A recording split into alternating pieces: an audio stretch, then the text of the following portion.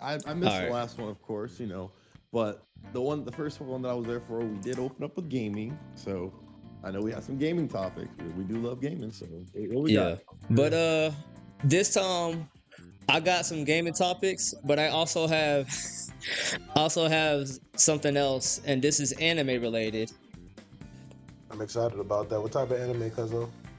Um so Does he it's sound like My really Hero far to Academia. you, or is that just me? There's some controversy with that one. That's so interesting. That's a big hit with the kids, bro. Oh I can't. man. I can't hear It's him. He it's so sounds like it's super good. low. Yes, very. My Hero Academia.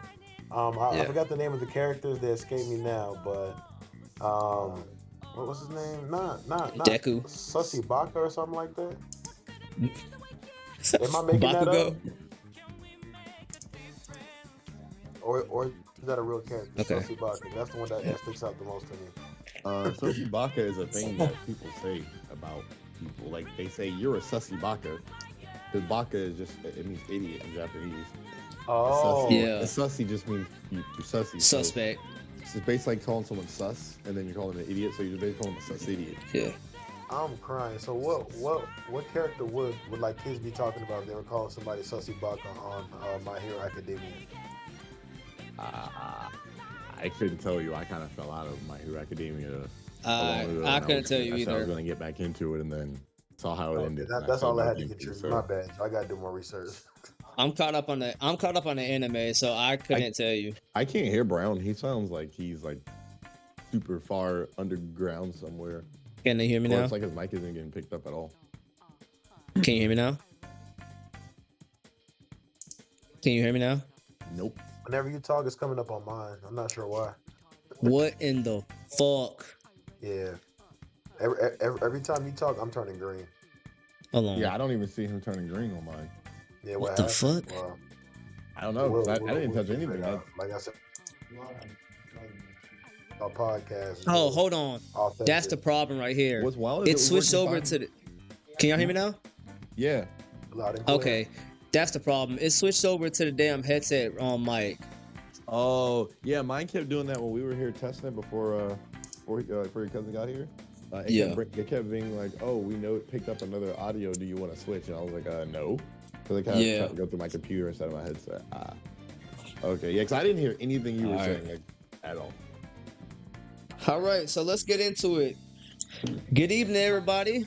Welcome to the Revenge of the Gamers podcast. I'm your humble host, Champion Brown, and I'm here with my cousin. Autopilot. I mean, second favorite cousin. Tapping in with y'all this evening. How's everybody doing? And we are also here with our other co-host, and he finally made it this time. Go ahead, let everybody know who you are. Ace Trigger Double O, yes sir, yes sir. All right. Go ahead, wipe them tomatoes off the screen, Ace. Yeah, I'm Does Ace know about the tomatoes? Is he aware of what's going on? I told him about the tomatoes. Oh man, sorry about that. We had to give you tomatoes last Listen, week. I don't take L. I don't even know what you're talking about. For those of you who are at home who are not aware of what happened last week, it was I basically said Ace's presence was missed on the podcast. We're glad to have him back this week. No tomato emojis needed. Yeah, had some significant Thanksgiving and all the festivities. So we're glad to have you here now, and I believe it's gonna make the podcast just 10 times better. Yes, sir. Yeah, go ahead and give Ace his flowers. We had some significant life issues. I'm not going to get into right now, but some big things that kind of had a lot of things changing things, and but we out here, we're strong, and we back, and we are ready to get into some topics. I love gaming and I love anime just as much as you guys. Take it away, Brown. What we got? So, first topic of today. Marvel Rivals has released yesterday. It is currently on PlayStation 5, Xbox Series X, and Series S, and Microsoft Windows. It is the newest hero shooter featuring everyone's favorite Marvel characters. And currently, I'm reading this article right now on Insider Gaming. They have peak player count of 444,000 users. Is that high, low? Like what are numbers like nowadays? That's really high. Excuse me, sorry. So, what What did they do right to get such high? You said viewers, is that correct? Players, Players, users, players, doesn't right? matter. So one real quick, one thing I think is important to talk about and mention when we talk about these numbers, which is kind of a thing that was mentioned during the Wukong incidents. When these numbers are reported, these numbers are reported off of Steam. Steam's numbers are only PC. So whenever they report these numbers, whether they're high or low, these numbers are reported off of only people playing on computer. So consoles, whether it's Xbox Series S, X, or PlayStation 5, are not counted in those numbers. So whenever people report those numbers, just know they're not an accurate count of the entire player base. But also keep in count, those numbers are accurate to how many people are playing when you go and look. So you can go Okay. look at those numbers every 20 minutes and they will fluctuate. So Wow. those numbers are just an accurate count of who's playing on Steam at that moment in time when you look. So when a lot of time when they report those numbers, they will just wait till they get certain peak numbers, take a screenshot, and then go, "Oh, these numbers are blah blah blah blah blah." Which, granted, they do break ridiculous numbers at times, but those times are peak times, whether it be peak gaming time for certain people, or it's a new game, it just came out, everybody's playing it. So keep that in mind whenever we bring those numbers up in articles. That is a somewhat factor. So All right. So based on that, Ace and Champion Brown, do you guys feel like 1 million people played it, or less than 1 million people played it this week, console and Steam together? hmm, Hmm. a I'd million, say huh? I'd say a million, Well, At and least it's a only million, because or is it close, or not? Or is it way above 1 million? probably close to a million. That's a very big number when it comes to gaming, crossing that million threshold. Um, that's what happens when you market a good game, in my opinion. Word of mouth is very important when it comes to gaming, and also just the initial marketing once it does hit retailers. not to mention dropping a beta that was really good. Did you guys Yeah. Now, play the beta? yes. So real quick, I just want to point these numbers. Now, again, talking about numbers and fluctuations and stuff. This is numbers. Just read off some Twitch numbers as of right now. It is Saturday, December 7th at 6:35 p.m. Marvel's Rivals currently has 1,170K viewers, which means that's how many people are currently watching people playing Marvel's Rivals. So that's just a whole nother count of numbers, which that's not even an accurate number of people who are playing the game, but it's an accurate number of people who are watching the game, which when you look at games success, that is something. Yes, you do need a lot of people playing your game, but it's also how much content are people consuming of your game. So that's another good numbers. And again, that's just Twitch. That's not YouTube videos. That's Yeah. not YouTube live streams. Currently, just on Twitch, that's just how many people are watching it. So those are good things. So I will just real quick say I played the beta. I played a lot of the beta. I didn't max out and get level 30 and get that cyan venom like I wanted to. However, since the game release, I had just looked at my hours before we got on the podcast. I currently have 10 hours played into the game. So ranked actually comes out at 7 p.m. So I will be giving that a play between tonight and tomorrow. So the next I podcast. should be downloading it now. I Ooh, forgot okay. to download it on my PS5, So we but will I'll have download it more. later tonight. So we will have more to go on Marvel's Rivals from our firsthand experience, and then us playing together, whatnot, and then we'll see more of what the game has to offer. But so far, what I've played, I can say I did not think I was going to enjoy another hero shooter like I did. Since now, this is very important to keep in mind. 2016 Overwatch. I don't Oh my mean god. Overwatch the entire life cycle. I don't mean 2018 Overwatch. I don't mean 2022 Overwatch. I don't mean Overwatch 2. I mean specifically 2014 to 2016 Overwatch was a different Overwatch time. And if you played during that time, you know exactly what I'm talking about. I know what This you're talking game, about. this game has the feel of that Overwatch. And then I feel like they did other things that Overwatch just didn't do, and they did it better. Like, I enjoy the fact that they have third person. I still do You not can like see the your fact that, skins. yeah, you can see your, oh, mm, mm. Let me let you guys talk about the game a little bit because y'all know me. I can So go on. Let me let y'all I hear. played Overwatch. I'm mad that Blizzard did this. I spent $60 on the game, only for 4 years later, y'all decided that we're gonna let this game be free to play. but I'm gonna get past that. Mm-hmm. So, Overwatch has just gotten boring to me. And it's hard to play the game when nobody wants to actually play the point. Everybody, all they want to do is try and get the coolest kills, get the best kills. And then, like, I'll play a match and then I'll win the first match. Suddenly, all of a sudden, when I play, I'm playing with people that are on my skill level. They say this is skill based matchmaking. I'm using air quotation when I'm saying this.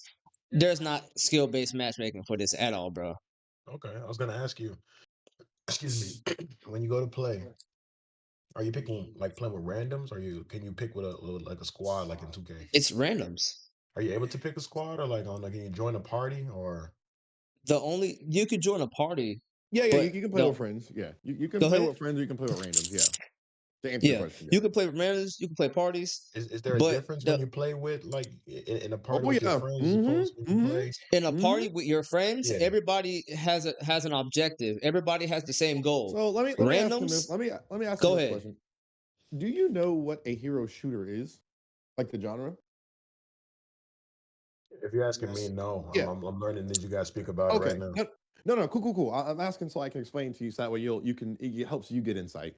So for all those two who's listening in, you don't know what it is. So the hero shooter genre, it's not like Call of Duty or typical arcade shooter where you go in, drop 50 kills, win the game, drop, get some dog tags, whatever. Yeah, Hero shooters, each character that you play, they have specific roles.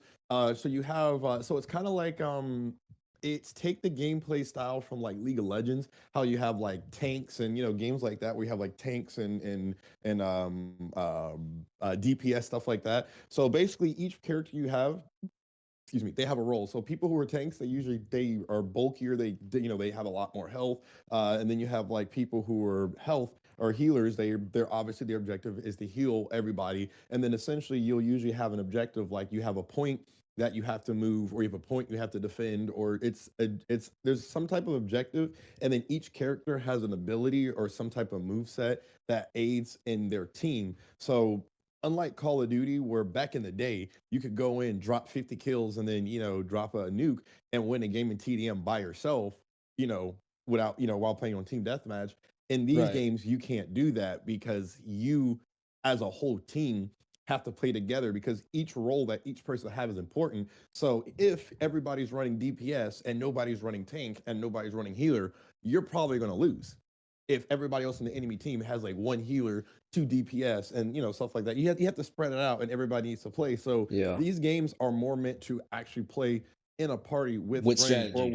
with thank you, strategy and coordination. So it really, if you're playing with randoms and if you're playing against a whole team of people who are like in a party and they're like good, you're going to lose because Yeah, like and that's everybody wants to pick DPS and tank. Nobody wants to Mhm. pick a healer. So one thing which to ask your you asked about why what do we think that this game did right to get the numbers that it's getting so far, and is it like an Overwatch killer or whatever. So first of all, I don't like when people ask if something is a whatever game killer, because first of all, games kill themselves. They don't need a game to kill them. Games, just the developers will literally kill the games, or fan bases will kill games. The Right. only people who kill the games is that. So what did this game do right? So they kind of took the idea of roles, and there are roles in the game, but then you realize they broke the idea of roles by making the ideas of the roles kind of a false illusion. Case in point, in Overwatch, you have Mercy, who is a healer. Majority of her abilities heals in some way. Granted, she has a pistol to do damage, but most of her other stuff, like most of her things that actually are strong, are all healing things. However, Right. in Marvel's Rivals, you have characters that they'll say, oh, they don't actually have the term healer, they have support. So you have like Rocket Raccoon, his weapon can do damage to people but can also heal people. Again, Loki's staff, if he hits enemies it does damage, but if he heals his teammates he can heal. them, and then he can make clones, and his clones do the same thing. So you can make clones as distractions, but then they will shoot the enemies and do damage, but then they will also shoot your teammates. So you can use those clones to heal your teammates while you can go do other stuff. Oh, and then also you can teleport in between all your clones. So if you're getting attacked and you need a quick escape, you go, cool, I'm gonna swap with my clones. So then somebody's gonna sit there shooting at you, and then they're gonna kill your clone, and they think they killed you, so they're gonna run away, and then you run up forward and go and kill them. So like they change how you play the game, and there are still roles, but they do them Hmm. kind of differently where they each character kind of incorporates a little bit of each thing. And then they also have a thing called hero buffs, where if you have certain characters together, you get certain passes. So if you have Venom, and then if you choose any other character that's a Spider-Man character with Venom, you get like a extra ability where you get like this symbiote blast, where you just like blast symbiote stuff around, and it's like a whole extra ability that you get if two people are running those characters or whatever, or two or three. So stuff like that Overwatch didn't do, and I feel like if they had that, it would have made it better. But Yeah. we got it now. But then, oh, so check this out. So, I just seen this. So the former Blizzard president, Mike Ybarra, calls Marvel Rivals an Overwatch clone with a now community noted deleted tweet. So check this out. I'm just gonna go ahead and summarize this.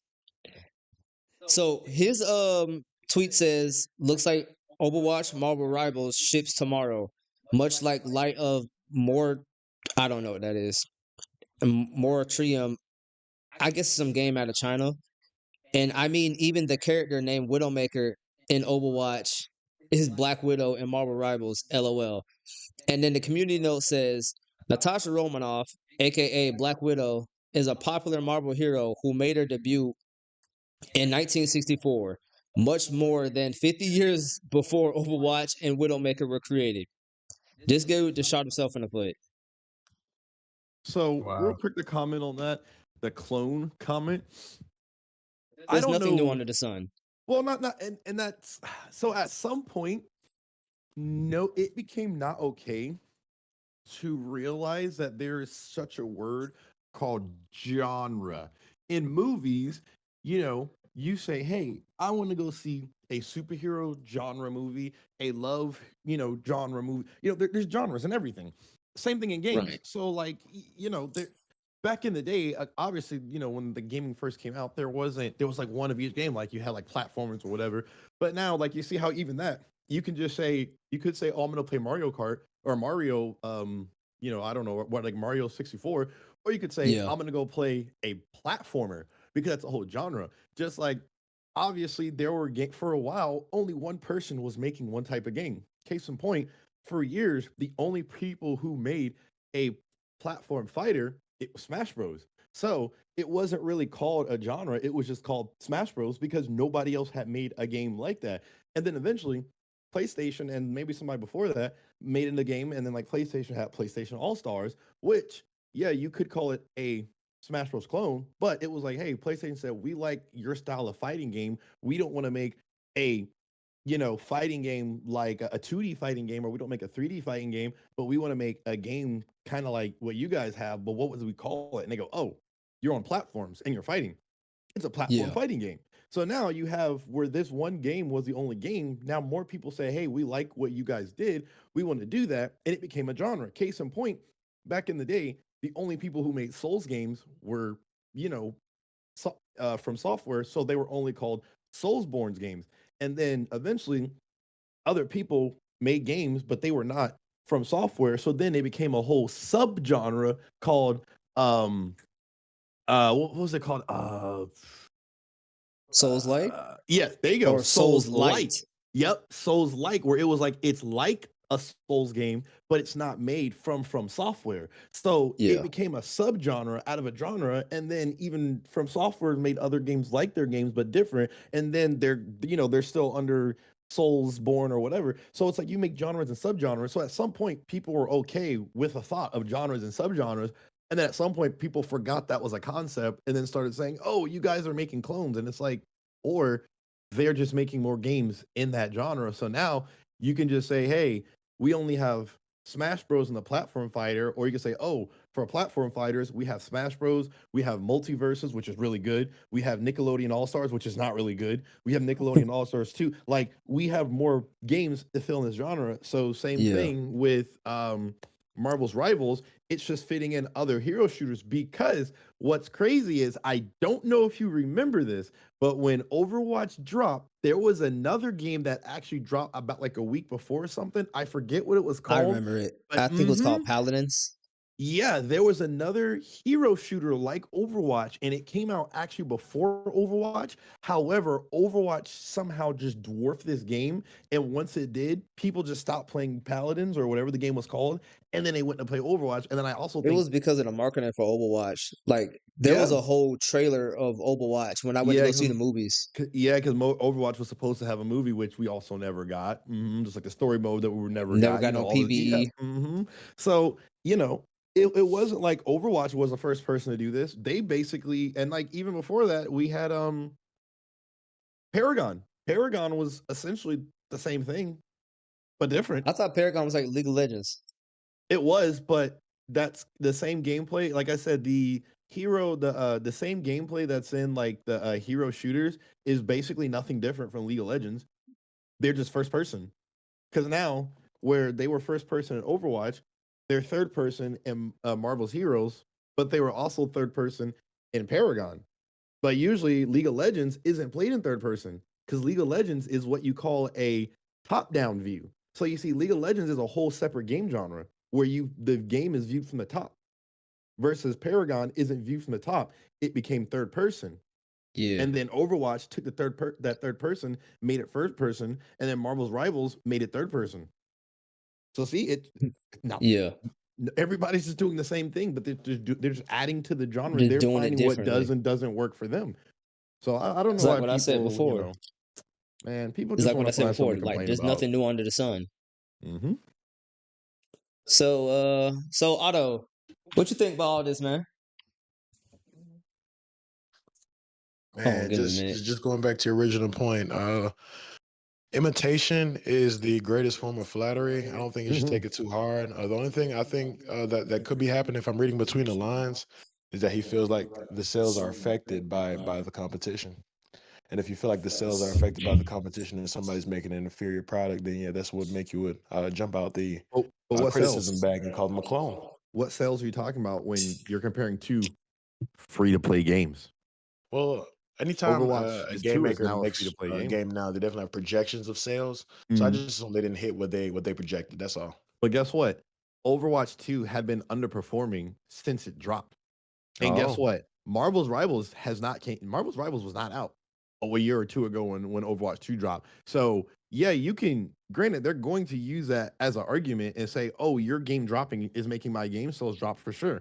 But what do you do when you use that argument and then people go, okay, cool. And then because there's a historical record now, I can go and tell you all the what your game has had since it dropped because now those are data that's now cemented that I can pull up for all the past years and say here's the player count for Overwatch 2 since the game dropped and here's a player count for Marvel's Rivals so far since it dropped. So my numbers are better than yours and my game came out in 2024, yours came out in I don't know 2022, almost 2 years ago. So how did I affect your game if your game underperformed when it dropped? that's Then a what's your very argument? valid point. Yeah. You say what It sounds you like have no argument. You can right. blame me. Yeah, you can blame me. You say that your game's not going to perform now, projectively in the future, but your game wasn't even performing to that standard before. So why would you expect it to do that now? When nope, you lied to your community. You again, like I said, there is no such thing as this game is a that game killer. What kills games is the developers, or the fan base. Overwatch 2 died because Overwatch 2 or Blizzard they told us they was going to give us stuff, they didn't deliver. What happens when you go to a restaurant and you say, "Hey, this picture of this burger looks good. I want that." And you get that burger and it does not look or taste anything like you expected. What happens? You don't give them a good tip. You don't like that restaurant. You don't go back because it didn't meet your expectations. And then if anybody asks you, how was that restaurant? Oh, that food was garbage. Do not go there. You will tell other people to not, if they ask you, you will not suggest that place. So again, you can't blame a future game for your game's failure when the Yeah, game dropped. It was bad because you did not deliver on what you promised, and unfortunately, when you don't deliver, people don't like it. They go away. yeah. And homie's the former CEO, so the sales of the game shouldn't even matter to you, bro. Hmm. All right, but with all that being said, Play Marvel's um, Rivals. That's all I gotta say. play Marvel Rivals. Yes, sir. And no endorsements, but if y'all want to, if y'all want to endorse us, Marvel Rivals, we will start streaming. We will. Hey, I got a Marvel poster in my house hanging up right now. Marvel. It's I a got some. perfect I segue to got. who's your favorite Marvel character? That's tough. There's a lot. That's crazy. But I Well, will give me your say, top five. I Mm-hmm. will say number one for me. I'll give you my top five later. We'll go into that near the end. But Okay. I Okay. will say my number one character right now is Captain America. Mm. I rate Solo. I relate to him so much because he's that underdog guy. He was that weak, scrawny kid in high school Mm-hmm. up to his adulthood, and then he joins something much bigger than himself. He gets the super soldier serum, and he's just been a good man all throughout the I can't even talk all throughout the MCU. You just seen Cap just be a good man. Mm-hmm. So That's dope. in that aspect, I would like to say Wolverine because Wolverine Oh, kind of good one. reminds me a little bit of myself.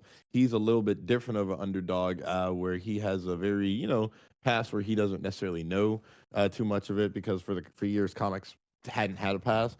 And he's a part of these people who's like the underdogs themselves because they are mutants, which are basically people in the series are racist towards them, and me being a uh, person of color myself, that's something that fits me. But also, in that same point, I also would say Spider Man as well, because going off the same point, like you said, where again, Spider Man, like Captain America, was a scrawny guy who eventually, got powers and whatnot, where resonate more with Spider Man than Captain America. When Captain America got his powers, he became buff. He became like the symbol of everything goodness and great, and his life progressively got better. However, Spider Man got his powers, and his life actually progressively got worse since he became Spider-Man. He finally got the girl of his Yeah, dreams, and the girl of his dreams actually like never likes him or does like him or ends up dying or he has to ends up giving her up or like, and that's just Mary Jane. And then there's Gwen Stacy and there's like, and all these things that happen, Spider-Man ends up, having these powers, and then, he gets told by, Uncle Ben right before he dies, with great power comes great responsibility. And what sucks, if you kind of like watch Jujutsu Kaisen, and like, in there they talk about how people can like physically curse people right before they die by saying something to them. In a sense, by that concept, Uncle Ben kind of cursed Peter Parker when he told him that great power comes great responsibility. Because right after he said that, Uncle Ben died. And then from there on, Peter Parker's life spiraled and it got better and worse. And he became Spider Man. He started saving the city. But at the same time, he was constantly broke. He like never had yeah, money. His suits was always getting destroyed. He had to constantly keep making it. He could never make rent. He like almost never had a job. Somebody was always stealing his girl. Like his life did not get better. And realistically, like, and there's comics where Doctor Octopus switched his body into Spider-Man's, or he switched his brain in Spider-Man's body, and then he went and punched Scorpion, and then he realized that whole time that all those years they've been fighting Spider-Man, he had been holding back because he did not hold back when he punched Scorpion and shattered his complete jaw, and he realized that realistically Spider-Man could just one punch any of his enemies and kill them if he wanted to.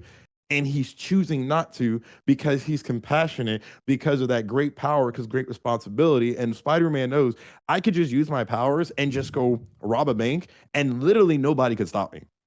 Nobody would be able to stop me. so But they he actually also said there was a knows, reason. I'm sorry. look, but so he knows that he could do that. But just like, because again, if you also follow with Superman, when you look at All Star Superman, at the end, when Lex Luthor was starting to come down from Superman's powers, and in a sense, he kind of got like a sense of euphoria. He started to actually see how Superman sees the world and with his actual powers. And he realized that the reason why Superman doesn't do whatever he wants like he could is because he sees life on a whole different level that nobody else does. And in a sense, Spider-Man doesn't have powers like Superman in that sense, but with the words that his uncle told him, with great power comes great responsibility. He uses that as an actual code to live his life with his powers. So he's like, yes, I have these powers that I could literally use to go rob the bank and make my life better. And I can go be rich right now if I want to. And I do not Yeah. have to struggle.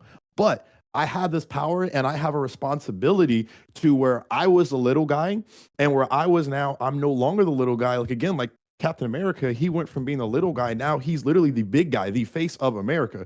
Spider-Man went from being the little guy. He's still a little guy, even though he's buff. He's still skinny, and like compared to all his enemies, he's still a little guy. He's like And a even you lean hear, muscular. and He's like an even NBA in player.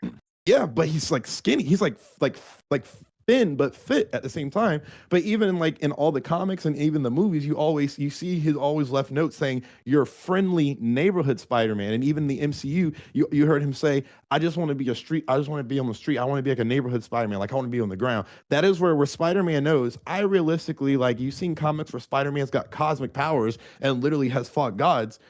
Spider-Man is a character where he's like, I literally have a power to basically rival gods, which he has, but he's humble enough to say, but you know what?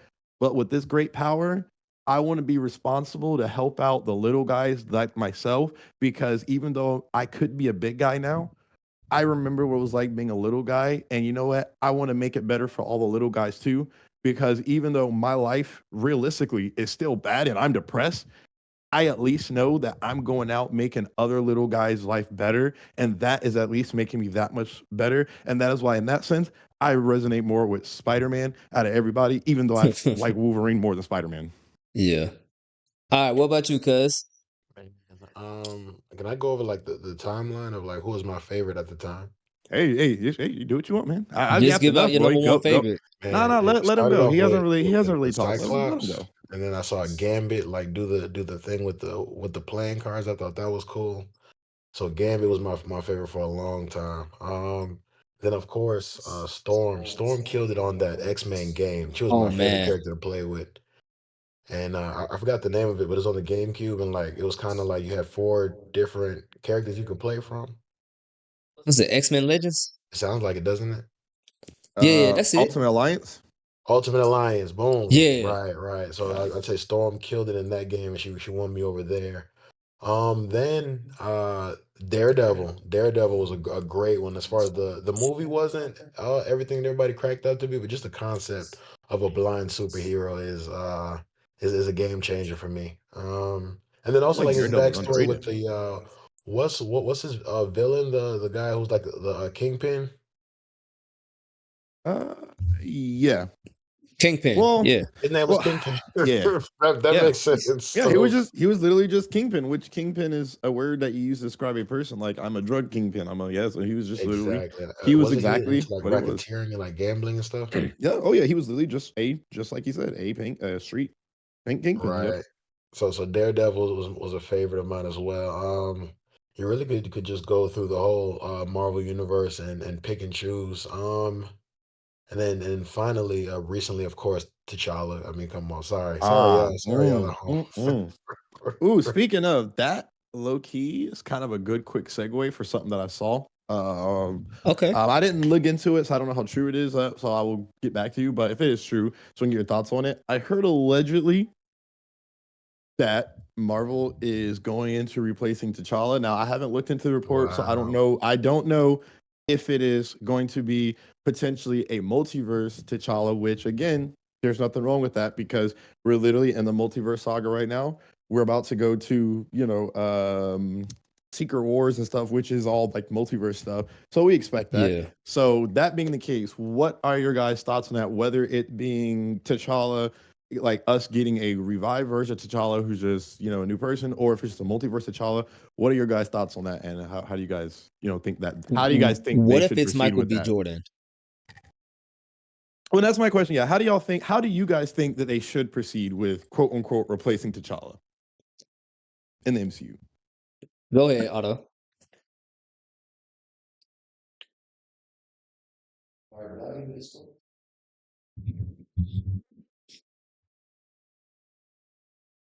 No, we can't.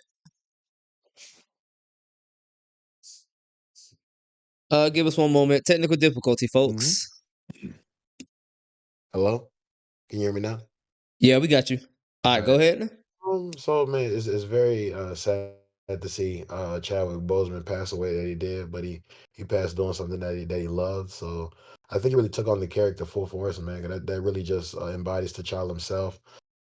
Most of the time when somebody passes away and they try to replace them, it goes pretty well, and you can always do the whole like not holographic, but you can definitely CGI it up to bring his likeness back, or just even like little photos or whatever, just to harken back to the Black Panther that did pass. Maybe they could even tie that into the storyline. So you got a lot to work with there, and I think that Marvel would do it right and do justice by Chadwick. So I'd love to see how they Hmm. uh, work with that. Okay, I like that. I like that. What about you, Brown? Um, I'm all up for just getting a new actor. Just getting somebody that can at least do it. He doesn't have to be perfect, but he can just be good enough. All right, give me like one quick second. Yeah, I got you. Yeah, I got to check something out too. All Okay. right, I'll just edit this out. It's no problem. Yeah, you're fine. Did you guys hear the question? I want to make sure when we do come back, you guys have.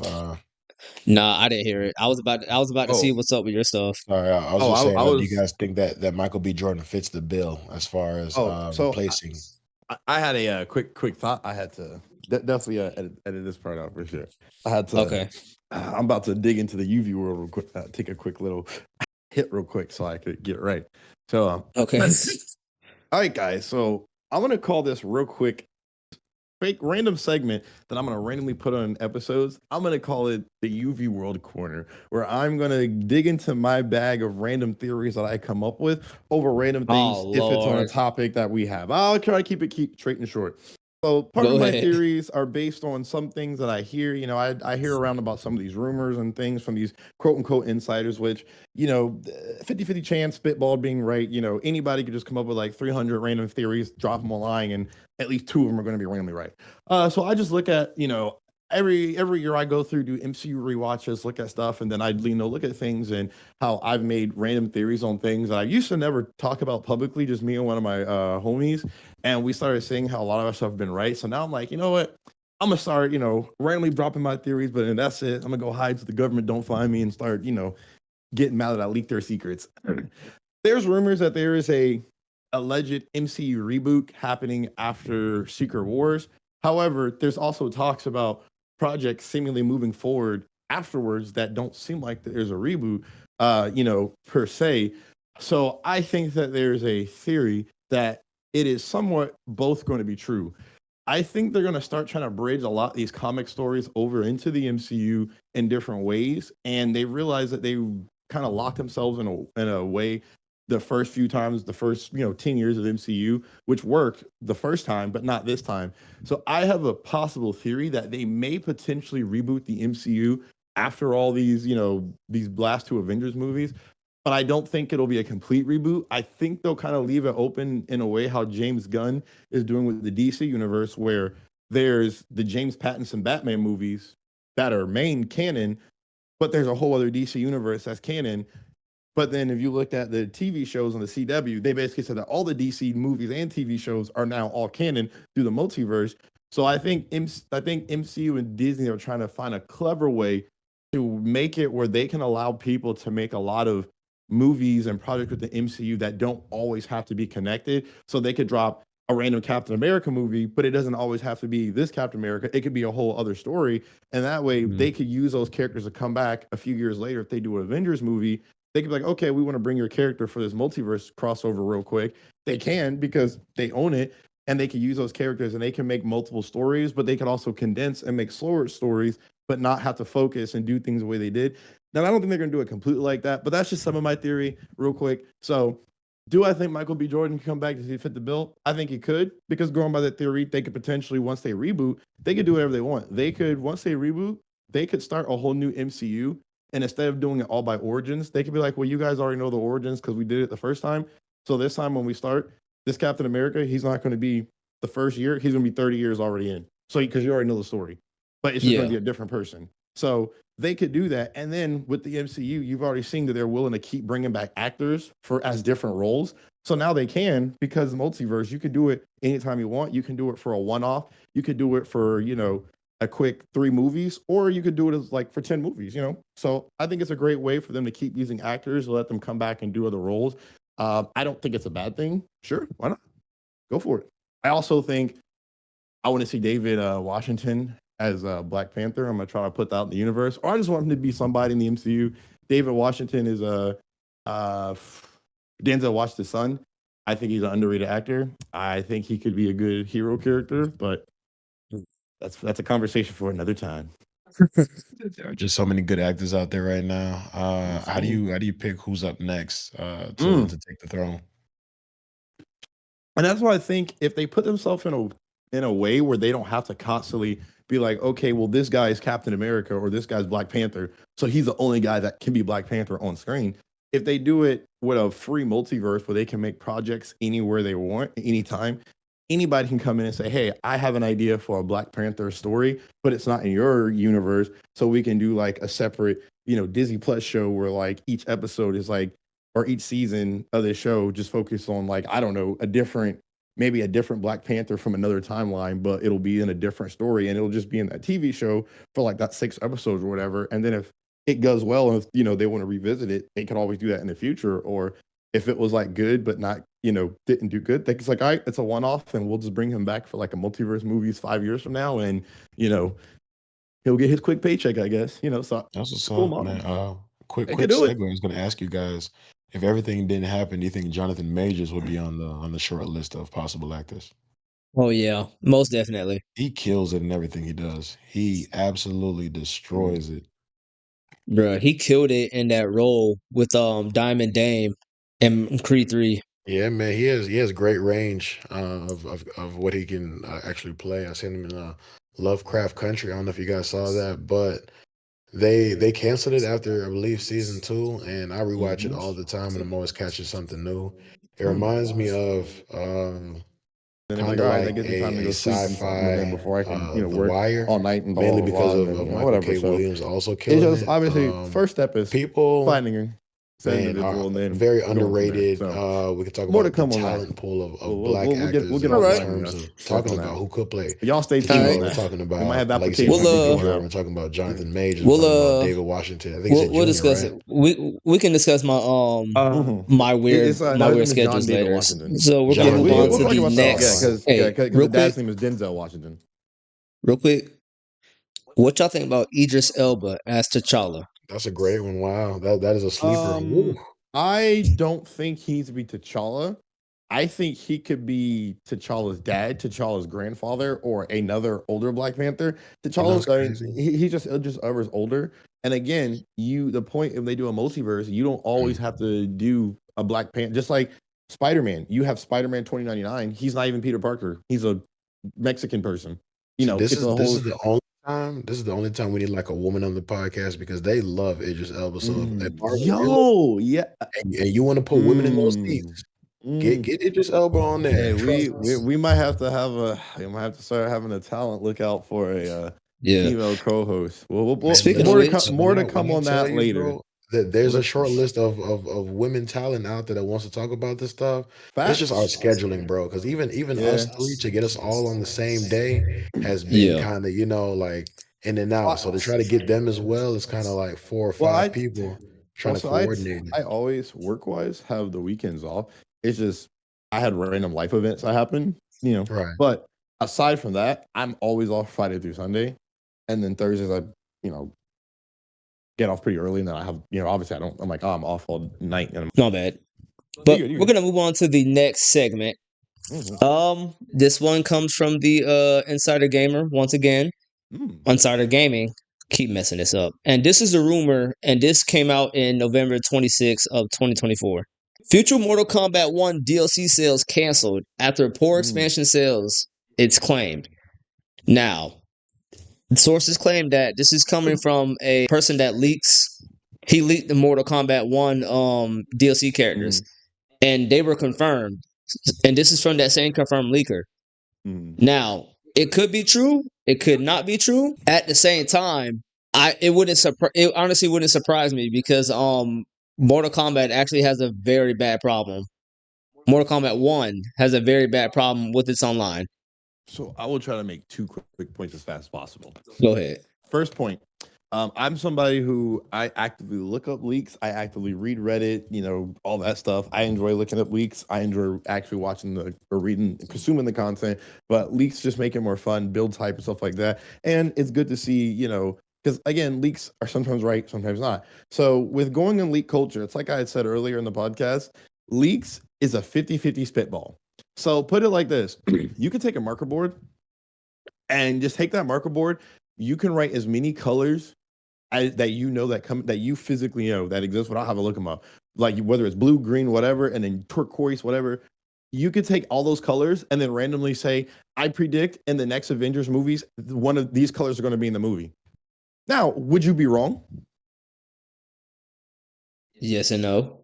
Right? Because if you like, blue will probably be in there. Cyan may not appear in the movie, so yeah, you're wrong. But you predicted that blue is going to be in there, so blue is in there. So with leak culture, you could leak stuff, and yeah, you're going to get stuff right, but you're also going to get stuff wrong, because I can tell you plenty of leakers. My Time to Shine. Hello. I forget these other people. There's a bunch of people on Twitter, a bunch of these other guys. These people that leak stuff. They've leaked things that has been right for Multiverse of Madness, No Way Home, all these other movies. But they also had lists of things they've listed in those movies that also did not happen. Now, also after the fact, they've stated that, these things were supposed to happen, and then last minute Marvel changed their mind and took it out. Some people will tell you that Marvel will make fake leaks on purpose to give the leakers, so they'll leak it and it's fake information. Yeah. That way they'll know who's giving what information to what leakers. So there's all these theories to back these claims and et cetera, et cetera. So with leak builds up culture, hype. so with leak culture, you gotta think these guys may be right or may not be right. It's a luck of the draw, and then half the time you don't even know. For all you know, half these leakers could be people that literally are just Disney employees that are intentionally leaking fake and correct stuff and making fake people, fake revenue. Because guess what? Again, like I said earlier, leaks build hype for your stuff. If your product's coming out, but I don't see any trailers, which Marvel wasn't doing for a while, guess what? People were on Reddit reading leaks about these MCU movies, and people were still hyped for these movies, even with no trailers. So that's my point about that. And then the other point that I've had to make, there has been some theories for a while, even before those confirmed leaks that came out, that there was going to be some other plans that they were going to do for that project way before that. So it kind of goes in line with that as well, that is what they're doing. They're gearing up for that. So, and that was like predated even before those confirmed leaks that that it was due to the sales. And also, to back that claim up, during recent interviews, it was stated by Ed Boon that they were supposed to be working on Injustice 2, but what happened was COVID happened. So they got, they were working from home, and they said, we knew we weren't going to be able to put out a good Injustice 2 like we wanted, or Injustice 3, excuse me. So they said, well, what are we able to put out kind of quickly that will be, get out until we're able to put out that Injustice. So essentially what they did was they made Mortal Kombat 1, because, they've been doing Injustice and Mortal Kombat every other year. They essentially kind of put out that Mortal Kombat because they were able to work on that at home. And I believe that game is actually based on a build of Injustice 2, which is like, even if you look at the movements, the characters' movements are actually more in line with Injustice characters than Mortal Kombat. And that's because they kind of built a lot of that game's mechanics is built off Injustice and not Mortal Kombat. So the theory was they just put that game out to be out during the COVID time. And then once they were able to come back in office, they were also going to work. They want to work on Injustice 3, but also the reason why they said that was because they wanted to put Injustice 3 on Unreal Engine 5. So they weren't going to be able to work on Unreal Engine 5 at home, which is why they made Mortal Kombat 1, which is still running on Unreal Engine 4.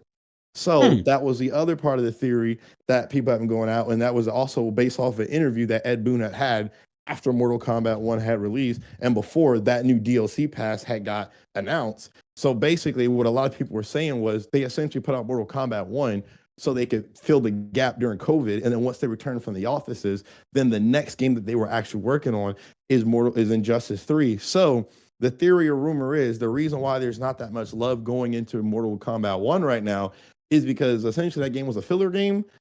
so they could actually work on the next game. Now that game could actually be in Mortal Kombat 2 and not Injustice 3. They could have pulled in Okie Dope and say, we want to give you a good Mortal Kombat game because we fucked up and we just want this to be on Unreal Engine 5. Or it could be Injustice 3. No clue, have no idea. We'll know when we know.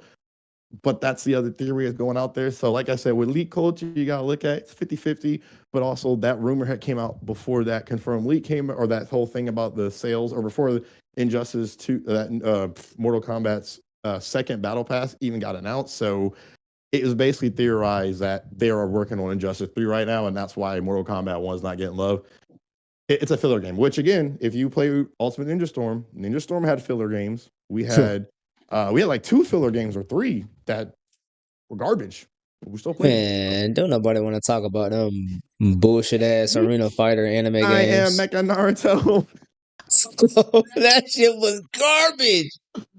Hey man, when he transformed into that Magnizer Z robot, you watch your mouth. That shit was garbage.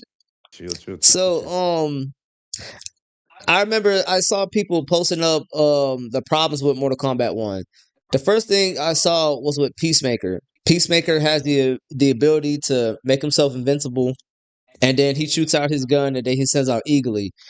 Somebody was fighting this person online, and he was literally just doing invincibility, pop the Peacemaker, and then sending out the bird. And then it was just lather, rinse, repeat. He was playing that the whole game. And then somebody posted up a combo that they were doing online. It was an infinite, and the infinite was doing so much damage that the dude wasn't dying. So I have a quick thought.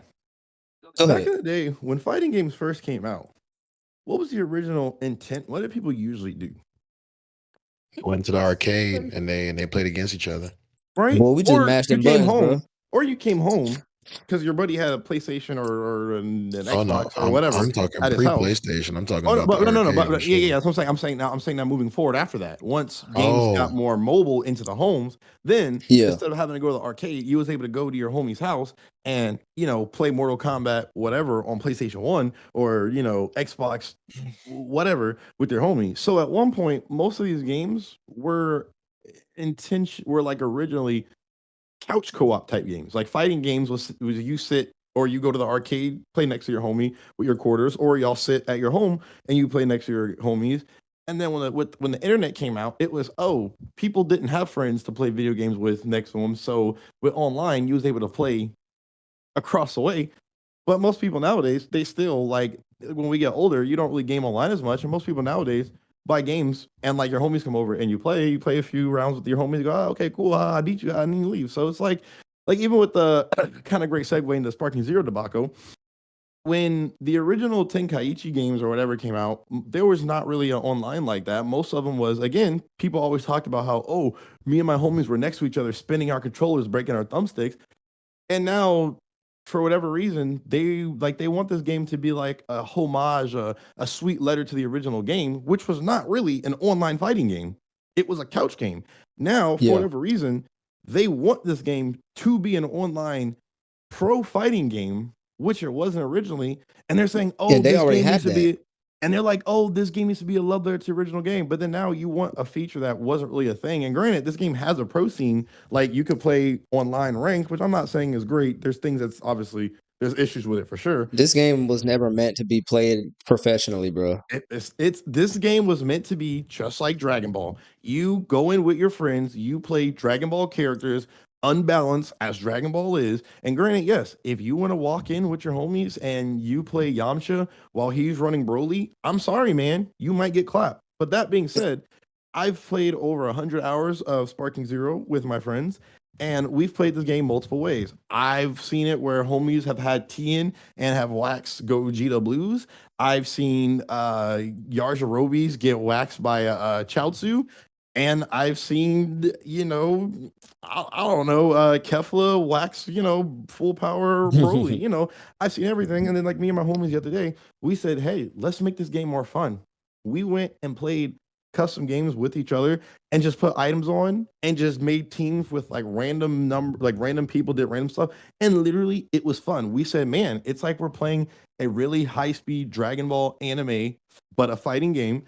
And it's fun. And it's like, I feel like at some point people took gaming, the fun away from gaming because they wanted to just be competitive. And they forgot Yeah. that at the heart, gaming was just meant to be a fun, nice escape into another world to get you out of reality. And it's like, cool. Sparking Zero allows me to physically kind of get as close as I can to stepping in the world of Dragon Ball, feeling what it's like to fight at those high speeds, feeling what it's like to charge up a angry Kamehameha and yell, "You fool!" at somebody, before I hit them. Or, it lets me get the feeling of that. And then when I want to go play, Fortnite or whatever, then I can just turn Dragon Ball off. So it's like, it's Yeah. fun. Granted, I have problems with online. I've been stuck in B5 and B4 hell for like the longest time. But at the end of the day, I play with my friends. It's a fun experience. And it's like people just need to take competitive sometimes out and just put fun. Yeah. Get some friends, play some games with your friends. Trust me, the experience, it'll shock you. Yeah, that's like that brings up a good point that my favorite YouTuber all time says, the Black Okage. Shout out to him. Mm-hmm. So he says that people try to make gaming too competitive. And like games like Dragon Ball Sparking Zero is a prime example of a game that you shouldn't make competitive. Mm-hmm. And it's only because you got somebody like there was a clip. This dude and this other guy, they got disqualified because they were playing the two androids, and all they were doing was just flying up and down, back and forth the whole match. Up and down, back and forth the whole match. They was just fucking around. And then there was another clip of somebody just playing the most busted characters. And it's like you're playing this game online, you want to chill and relax, but everyone's playing Broly, Gogeta, Ultra Instinct Goku, and all the other characters that just dodge attacks by not pressing buttons. And I tell Like you this what, game is not meant to be and this I game tell you wasn't meant to what, be competitive. Go when ahead. you make games go to the state of being a competitive game, the problem is anybody, which is a nice kind of loop back to our Overwatch from earlier. If anybody of you guys remember from back when Overwatch was like during maybe towards the decline of Overwatch, the first one, if I'm gonna be honest with you, that was back when they kept nerfing people. And if you notice, the nerfs and buffs that were happening were based on what was happening in the pro scene, not based off the casual people playing the game, based off that. Another good scenario on this, if were big in Call of Duty during this time, like 2014 to 2018, I was playing like almost every Call of Duty that was coming out, but we were noticing most of the buffs and nerfs they were doing were the weapons that were played in the pro scene. Snipers weren't really get buffed and nerfed because they didn't really play. No, I think it was like LMGs, they don't really play on pro matches. LMGs, shotguns, and like other guns, they don't play on pros, so those got nerfed the least. But those were the guns that had the most problems. Some Call of Duties, you could just put your LMG up on a bipod, had like no recoil, and then you'd have like 1,000 rounds, and you could just spray in one corner in a spawn and just melt a whole team. Other Call of Duties, talking about World War II from Sledgehammer, you had the shotguns with the incendiary rounds. And if you had that one map, and if y'all played that game, you know what I'm talking about. That map that was like little trenches, you just ran around with the little shotguns. You didn't even have to aim down sights. You would just sprint, and as soon as you see somebody, just click your fire button. You would automatically shoot forward, and you would shoot incendiary rounds. So even if you just barely hit them, the incendiary rounds would immediately kill them, and you wouldn't even turn around. You would just shoot them and just keep running, and you would kill them. And then when me and my friends started doing it, we was like, I see why people are doing this, but it doesn't get nerfed because people aren't doing that in pro scenes. And what happens is when they only buff things from the pro scene, they only do it based on what they do in the pro scene. So on one hand, yes, it's good if pros go to these pro scenes now for Sparking Zero and they do that dumb stuff. They'll look at it and they go, okay, maybe we need to nerf it. However, if they decide to just not do something that's really bad online at a pro scene, it may or may not get looked at. It may or may not get patched. And then what? So it's like you really don't want the game to be based off the pro scene because you, the casual player, are not a pro player. I'm not playing this game for money. I might play this game for $15 with my homie, but I'm not playing this game for like $15,000. So I want them to buff or nerf the game based off me, the casual player, because I'm playing it, not the pro. Like the pro players only Yeah. playing it. When the game's out of season, they're stopped. I'm the person who will play this game for 5, 6, 7, 8, 9 years. So I don't want them to look at them. I want them to look at me. And if you want them to go pro, guess what? You just said, all right, I don't want you to look at me to get this game buff or nerfs. I want you to do it off the people who is making you money, but not actually playing your game. Yeah. But hey, It man. reminds me of the time I forgot what game I was playing. But it was an actual fighting game that was competitive that you take serious. It was Street Fighter. I was playing Street Fighter 5. And Street Fighter 5 had a very bad lag switching problem. And that never got fixed. Never got fixed, bro. Yeah, man. Gaming in the earlier 2000s, and like as someone who wasn't a gamer back then, but I was up in YouTube and I was watching like the Call of Duty trollers and stuff. Man, gaming was kind of like the Wild West back then.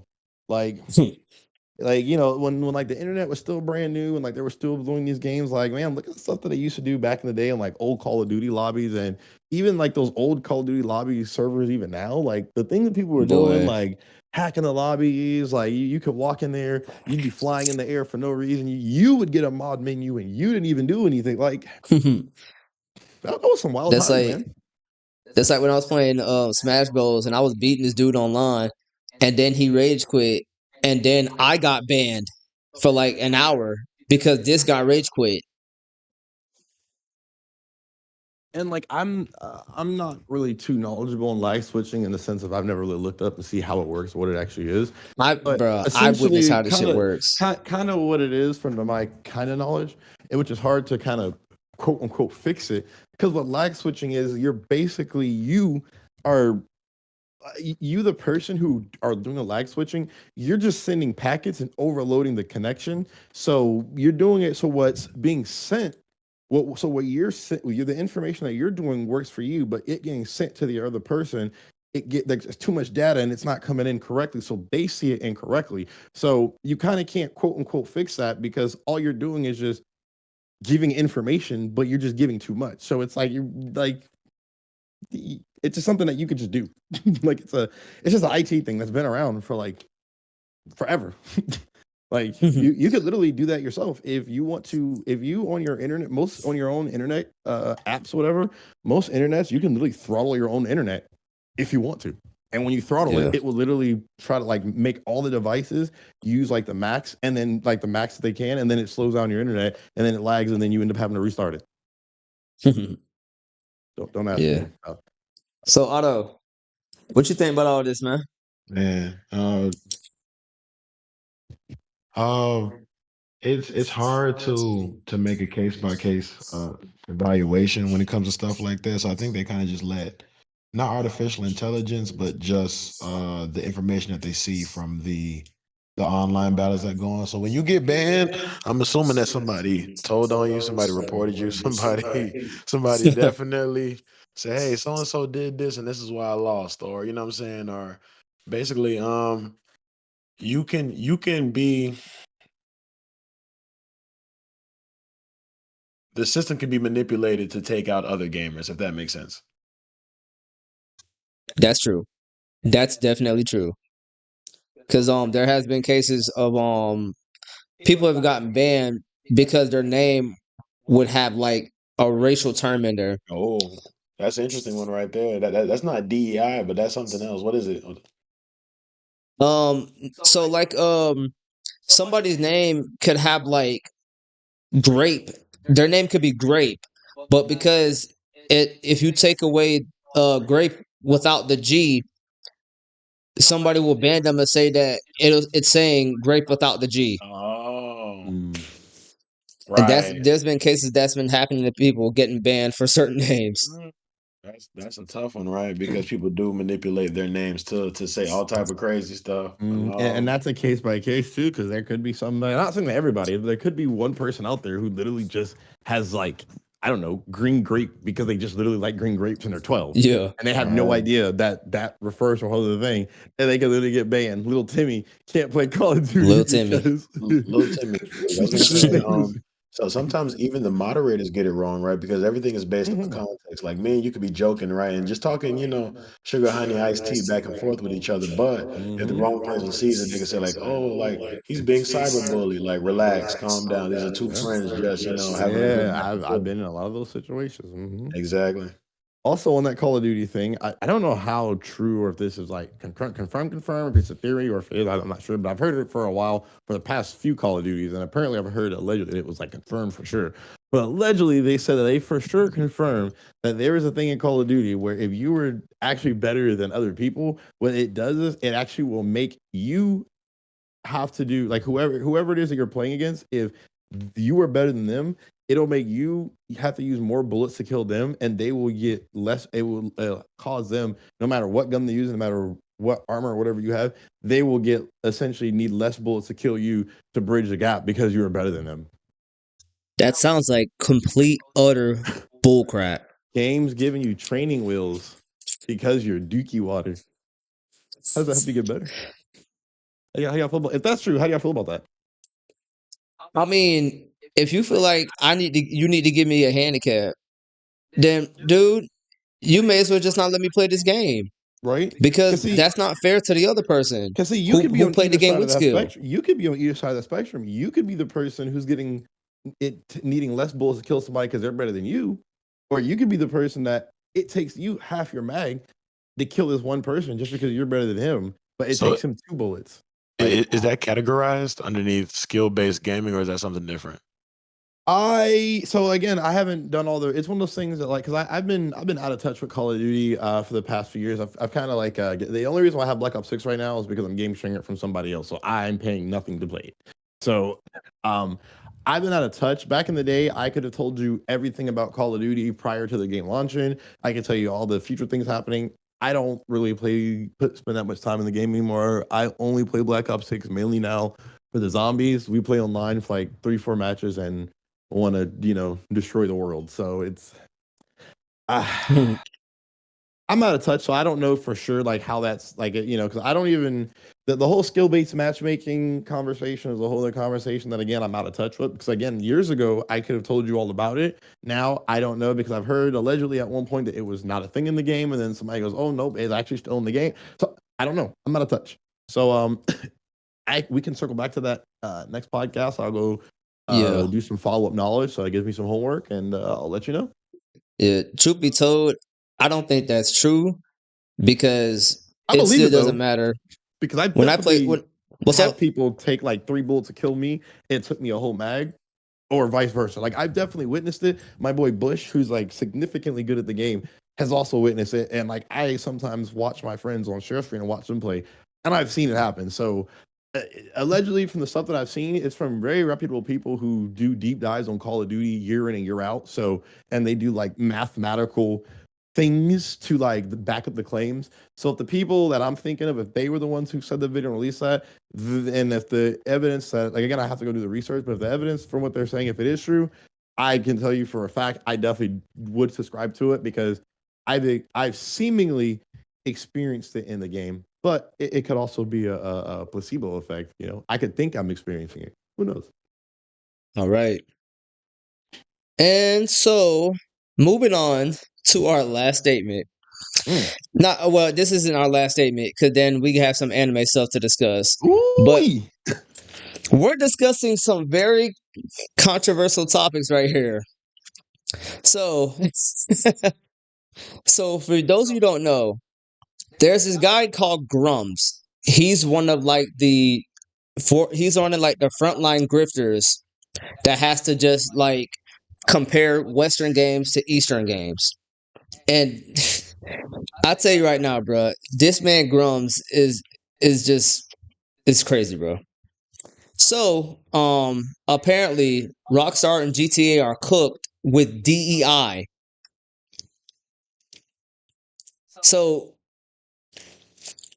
I guess because there's just too many black people in a game that's based off of America, it's DEI now. Rockstar's not I mean, correct. I think that's like the I don't know if you that's like the remember. outrage machine. That's like the clickbait stuff. Like I'm Yeah. never falling for that. But of course, like kids who don't know I any better I or don't know people if you who want to remember. see that type of content, like they're This is gonna not the gravitate towards that, and that's like a big thing now in gaming. Go ahead, not the Ace. first. This is not the first time that a similar specific thing has happened prior to the release of a Rockstar game. I forget which one it was because I wasn't playing. Back then, it was something that I actually found out about a year or so ago just by doing some random YouTube video search, random history of things. They had some previous things. I don't know if it was for five or a few games released before five, but they had a similar thing happen where some stuff happened, some allegation. They tried to get the game canceled, whatever, and it ended up not happening. And it ended up blowing up, breaking records and stuff. So I can tell you for a fact with how much people have been waiting for GTA, just like how they tried to cancel Black Myth and all these other games. It, People nowadays have started to somewhat been able to pull the veil from over their eyes and think for themselves. People are like, "Oh, you said that Harry Potter was a bad game because the author is racist and she's blah blah blah blah. But She I like wasn't Harry Potter. racist. Well, whatever she is, I'm She just was saying like Christian. what. Well, I'm well because there's actual stuff that J.K. Rowling is actually racist. I just wanted you to know that. Like Okay. apparently she's like anti LGBTQ. She's like racist. There's a whole bunch of things, but we're not gonna get into that. But anyway, people who like the game because obviously at this point Harry Potter belongs to WB, not so much her. Oh So wow, I didn't most know things that. don't. Yeah, so most things don't. So like the game actually didn't have anything to physically do with her. So what happened was people were like they heard all the allegations and they said, well, guess what? The game doesn't have anything to do with J.K. Rowling physically. She didn't physically make this game, and I want to play the game. So what's it got to do with her? And guess what? People was able to make Man, black people in the game. So like they said, why did I care? So guess what? People play the game. You heard all those quick allegations. segue. They All make the some really good allegations. Harry Potter video games. They make some cold Harry Potter video games. Well, they own the IP. That'd be like Sony not making good Spider-Man games when they own This the is IP. this is a good point. That So do that you being think, said, they do yeah. make good Spider-Man movies. So do you think they should always own the IP? Because like we don't want any trash games. And if that's what they need to put the finishing touches on a lot of things, then please, please, please give WB more IP. They've been doing a great job with what they have so far. You also realize WB is the same people who own the DC IP, and you know the reason why the DC movies have Never been mind. lagged. Take back Yeah, everything I yeah. said. I'm not gonna lie. WB has actually not been a good company. They've had a lot of stuff going around years. They like got merged and bought with AT&T and like a Warner Time and a bunch of stuff. So they've gone through a reshuffling recently. So that's why DC ended up getting a complete reboot with James Gunn now basically being the Kevin Feige for DC.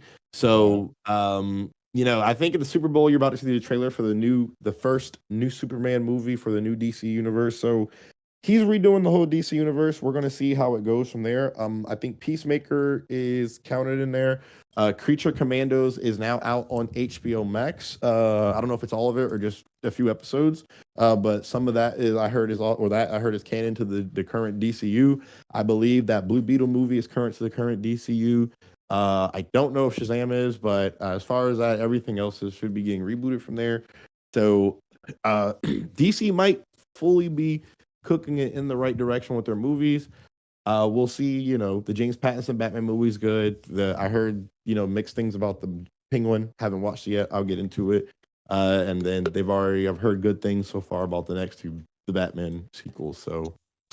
So back on the topic with Grums. Oh man, mm. yeah, we always get way, way off the tangent, Hey, man. but But we before came we get to back. Grumps, can I ask y'all one question? Go ahead. Speaking of like DC IP, was that Superman game on the PlayStation as trash as I remember? Or am I giving it too much of too Which harsh of a Superman game? criticism? You mean Superman 64? Yeah, I was No, like, not was it Superman 64 or was it on PlayStation? Yeah. Superman, the one with the rings when you fly around. Yeah.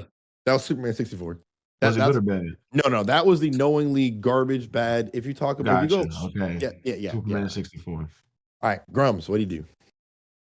So basically, I'm just gonna try and summarize this real quick because he's just going on a freaking rant. So key staff, including founder, left 2021. Blase, blase, blase. Detail, DEI. Now remain DIB. Diversity, inclusion, belonging. Just like Activision Blizzard, Rockstar soon implemented DEI training. with white employees singled out along with Asians, microaggression, unconscious bias training, wheel of privilege, every buzzword you can think of. So basically, from what I'm gathering, what he's talking about, this is basically just like him getting an insider of of DEI training within companies, and it feels like, or this could be true, this could not be true, because I had to do DEI training at my job too, and I'm black. Damn. But basically, it seems like they're complaining about like having DEI training within the company, and it's like, what's wrong with that? They're trying to prevent racism within their company. It's the fact that like the training doesn't help, and also you can't the same way you can't like the same way racism is taught, you can't force people to unlearn it, if that makes sense. That's true. I got a quick question on that. Go ahead. Is the validity of their DEI nonsense going to affect you buying GTA 6 or Hell no. Not even in the least bit. I wish they would. ah ah So cuz check this out. I don't even get it. So check this out real quick. Um, there's this game. It's called Nanta.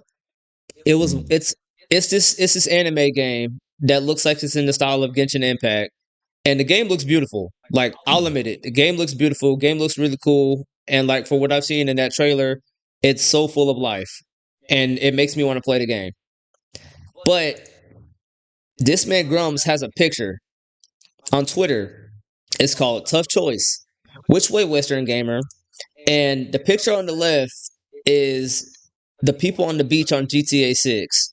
And the picture on the right is Project Ananta with all the cute anime girls on the beach. I say both. You know, a real quick, a random segue. It'll be real quick. It's gonna be No, real you go quick. ahead, bro. The other this past weekend, the Thanksgiving weekend, I had some family or some friends over, and we were watching The Matrix. And one of the craziest things I've always thought about when I watch that movie is how, like, they give Neo this choice of you have to take this red pill or you have to take this blue pill. These are your options, and things in life are always understood by somebody, and they're relayed to somebody, other people, by how they're understood. Just like you play the game of telephone, it doesn't matter what you physically say. However, somebody understood what you heard is what they regurgitate and tell somebody else, and that's why it ends up being incorrect because they don't always listen. So if over time you saying I love apples gets to 15 people turning into I buried Paul, that means things over time change. So what if people just decided to tell people that you only had those two options because that was it? But what if there was a third thinking outside the box option? What if Neo decided to take both the red and blue pill? Nobody's ever theorized, nobody, at least that I know of, nobody ever asked, no one even says that it's an option. They say you can only take one or the other, but why? What's the difference? How would your body know? Like, why would it matter if you took one or the other or just both? He'll body His body would probably explode if he took both them pills, bro. Or what if there was another option? What if he would have took both and he would have had the ability to simultaneously walk in the matrix and in the real world by his own choice? I mean, even when he took the red pill, he still was going back and He forth. but you had to be connected to the machines. You had to, but then, like, because Oh, remember at first you couldn't access. He was the first person, and it took him at the end of the second movie that he realized he could access his powers from the Matrix in the real world. But because before he thought he had to be plugged up to only access them. okay. So what if by taking both, it gave him the ability to physically, without needing those holes to be plugged up to the machines? What if it would have gave him the ability to walk back and forth and put we need to do another sometime, like other just some Yeah. podcasts where we just do nothing but just do like theories, like our own movie theories. We'll save that. We'll save that for another time. But just Yeah, think about that. let's say that So for just another in time, the same definitely. concept of the conversation you were saying before. What if there's a think outside the box option? everybody always tells you in life there's a black or white option, there's a one or the other. You have to have one or the other. But what if there's always a third option? What if there's a hidden third option that nobody tells you about because they Yeah. don't even know? Think outside the Yeah. box.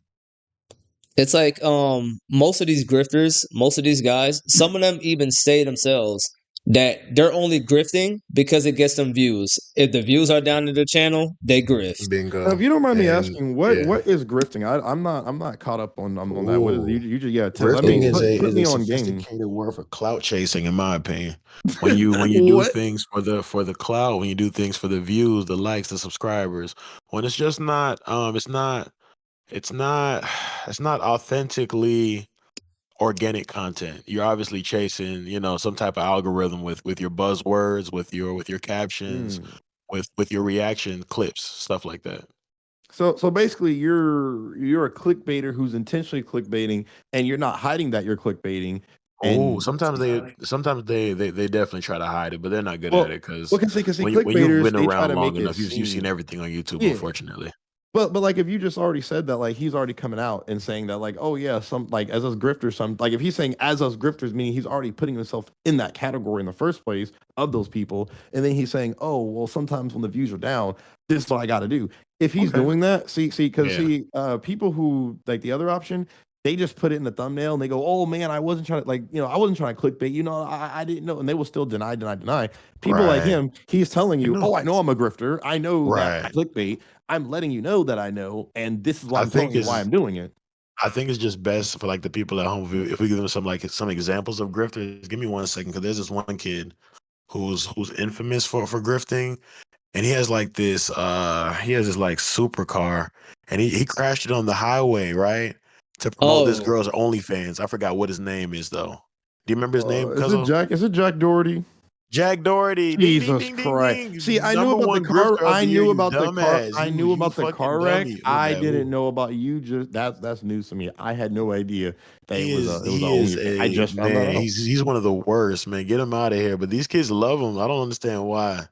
Jack I Jack mean, Doherty. Who's the other guy who was with 6ix9ine and Perkio or something like that? the kids loved it when Jake Paul did it back then. The kids love. Oh, is Cause Jake Paul a see, grifter? That's a tough one. Jake Paul's a something, but I tell you why the kids like it. The Hmm. kids like it because you see this young person, somebody that they're like, oh, that person's like 18, 19, 20, like they just graduated high school, so they're not that much older than me. So I'm going to be them soon after high school. And there's Right, somebody who are at, where these other people's parents and these older people had to work and grind for years. And now they're right. 40 and 50 living his life. They're 19, 20 living in mansions, have all these girls, all these cars. Oh, see, So it shows them that, hey, yeah. by the time I get to 18, 19, 20, basically after high school, I don't need to go to college. I don't need to go work a real job. Oh, I can that's just go that's a live that very good lifestyle point. and then I can make that same type of revenue, do the same thing.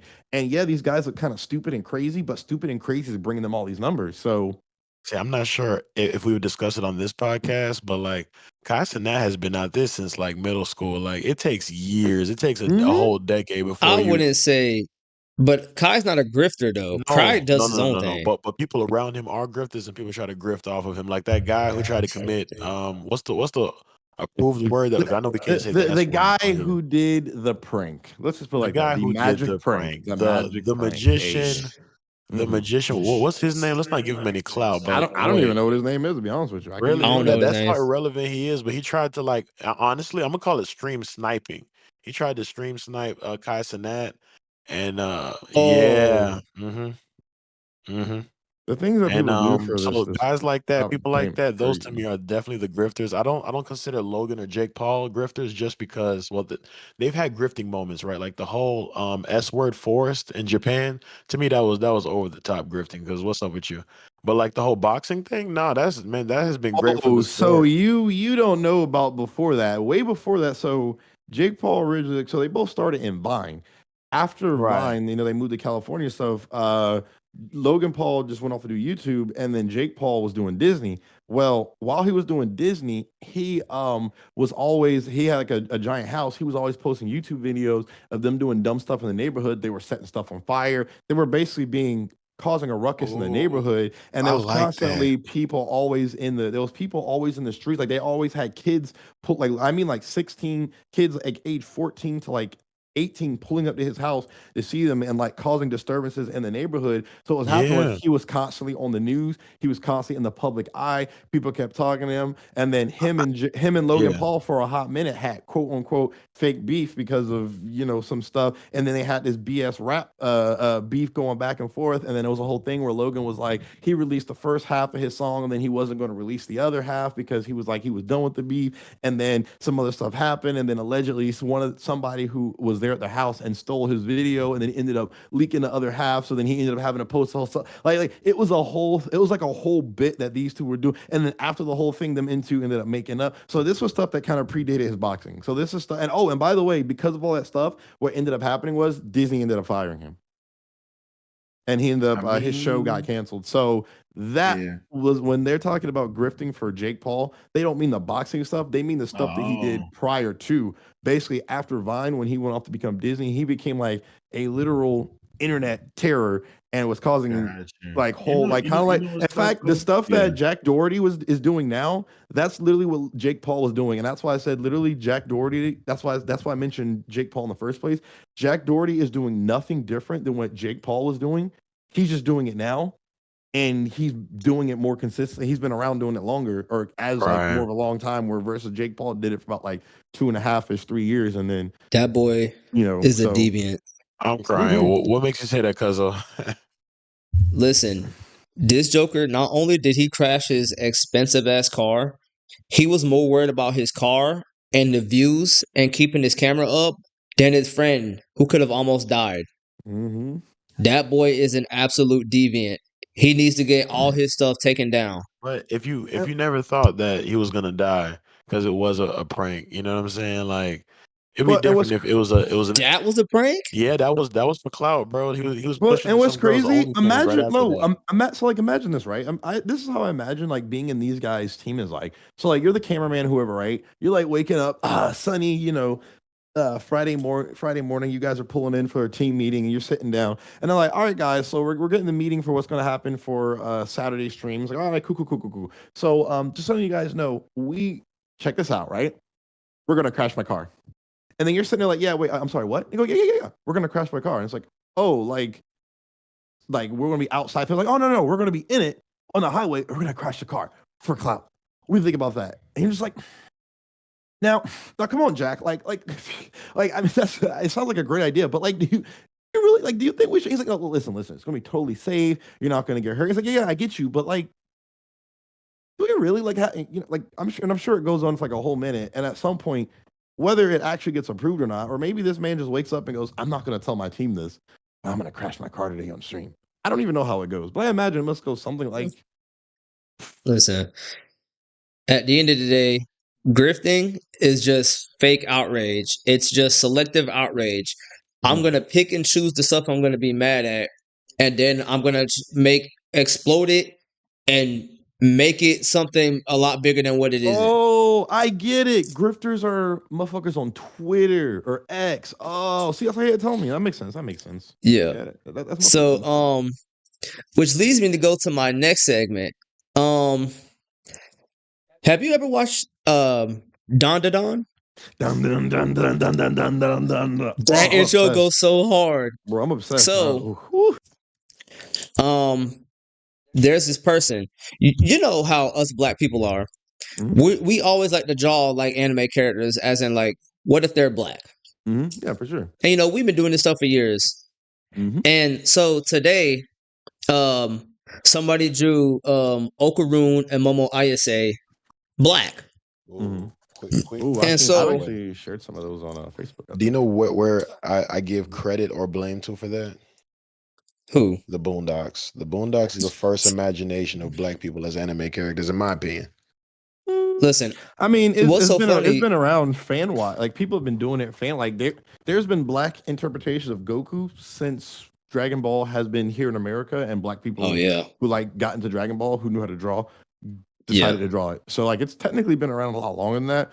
But yeah, I do agree that Boondocks definitely set a high standard for that. But again, also keep in mind, Boondocks was not the first black centered style animated style cartoon that emulated anime, because you also had what was it, Black Dynamite that came out that Oh I yeah. believe Oh, came out a what a little show! before. What a So show! you know we that wasn't the first one, but Isn't it isn't was Aaron one Aaron that. Magruder in involved in both of them? But I think he I was. don't know. That's Who executive produces Black Dynamite? I'd have to I know get Michael Jai on. White is in it, but is he also the executive producer? Or am I making that up? You We would have know, to search this up Hey, later. yo, yeah, Michael that's. Jai White is one of those guys, man. Just to take Mhm. a quick segue, he's been around since forever. He's got a crazy life story. If you ever want to do some research on a real one, Michael Mhm. Jai White, and Facts. just coming from a background of I believe mixed martial arts, but he's also, of Mhm. course, involved in gaming and He was Spawn Yes, exactly. in the sir. Oh, my 90s. Marvel Yes, characters. sir. Come on. Spawn is one of those ones that if I wasn't traumatized as a kid by it, I think I would have enjoyed it more. But the whole like hell Uh, aspect and him getting caught on fire with the gasoline and then yeah, all that was just too much for me at a very young age. I definitely stood away from it, but as an adult, I'm gonna rewatch it and see how I'd yeah, I'm like gonna to be bring honest it with into you. the It is next not a good review movie you podcast. watch it now. It does not hold up, but It definitely doesn't watch it. hold up. The CGI is terrible in You know 2003. what? When I'm did not gonna Spawn say come that. out? Well, I'm not gonna say the CGI doesn't hold up. It's just it's one of those campy early like 80s or 90s movies or something. So like It it actually has like came a out in different charm. '97. There you Yeah, go. So it has like a different charm. Like it's not a bad like you know what? There's you can and have it has a 17% on Rotten Tomatoes. Whoa. so like I said, there's you can have guilty pleasures. I feel like Spawn is kind of like a guilty pleasure movie. It definitely needs a current update.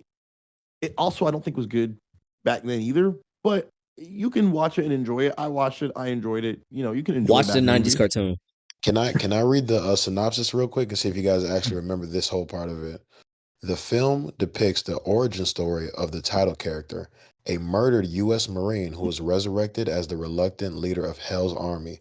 Spawn is one of the first films to feature an African American actor portraying a major comic book superhero. Mhm. Yeah, that's it. I didn't know it was. I guess it was groundbreaking, and for it to be a 17% on Rotten Tomatoes, the budget was 40 million. Guess how much they made in the first week of the box office? Double, Uh, 87.9 million. So mhm. it wasn't a bust. I don't know where I got that from, but in my head, I always oh wait, hold on. The film Yeah, was released in the United States on August 1st, 1997. It received generally negative reviews and grossed 87.9 million worldwide against a production budget between 40 and 45 million. This goes back to one of his points. He says that action movies sell everywhere. mhm. And maybe some people saw Spawn as an action movie as opposed to seeing it as a comic book or Marvel movie there, right?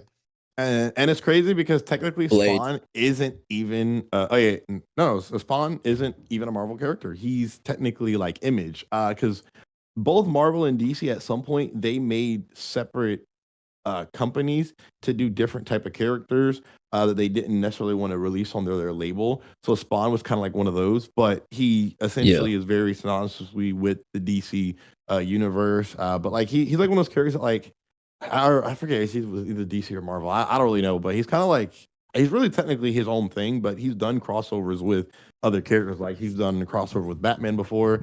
Pretty sure he's done a crossover with Spider Man.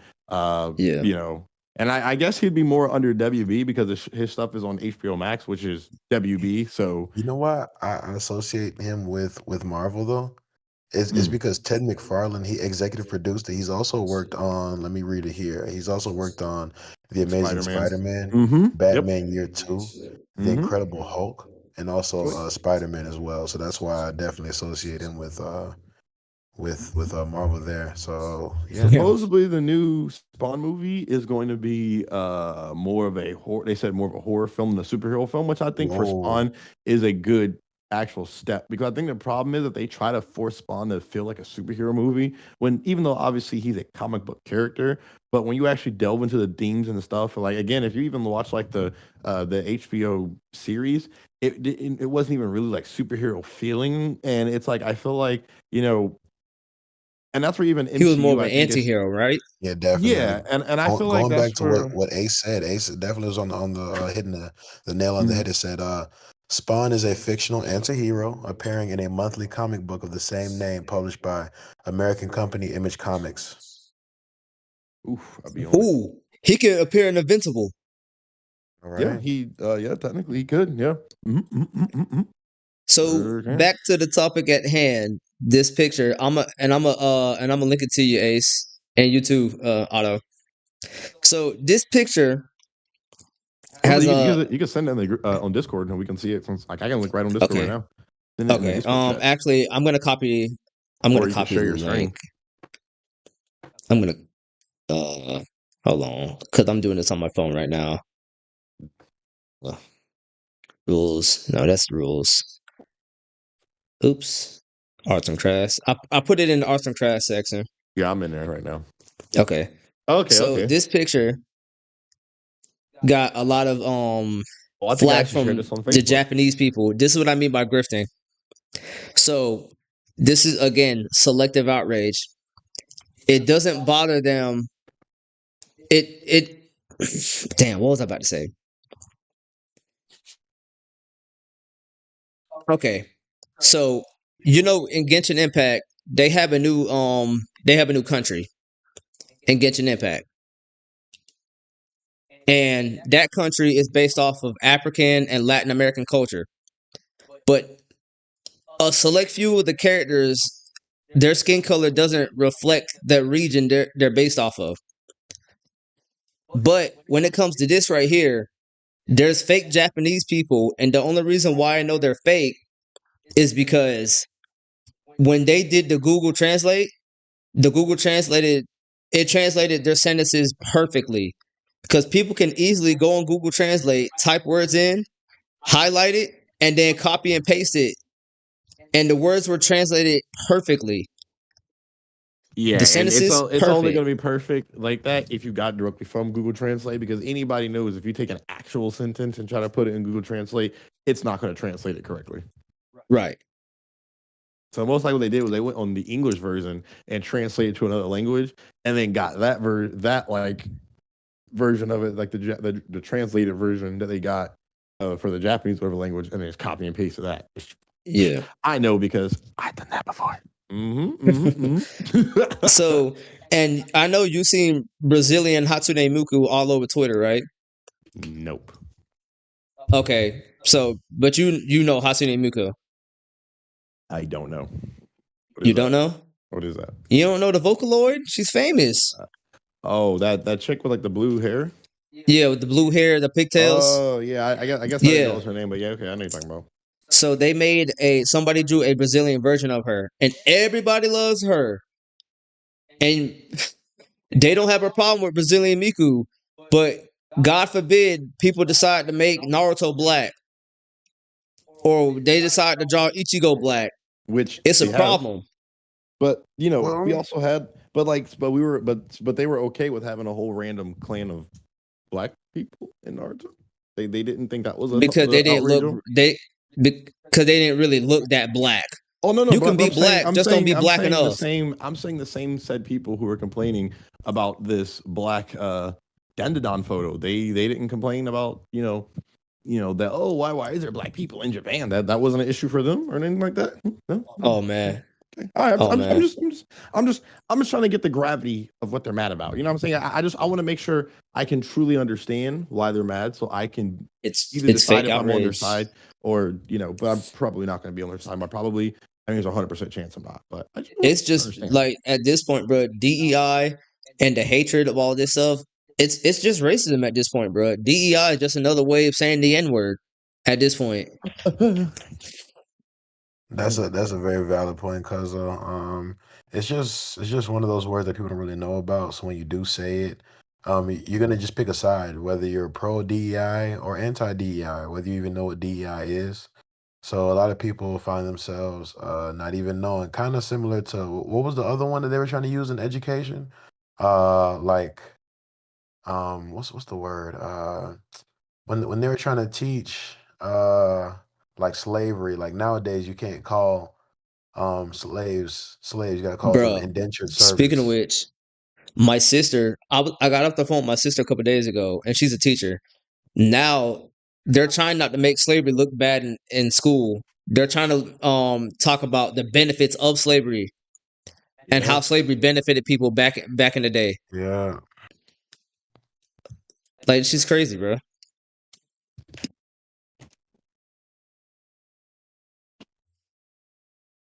Yo, Yeah. I'm hey, I'm Ace, you was I'm trying to say still here. something? Can you hear me?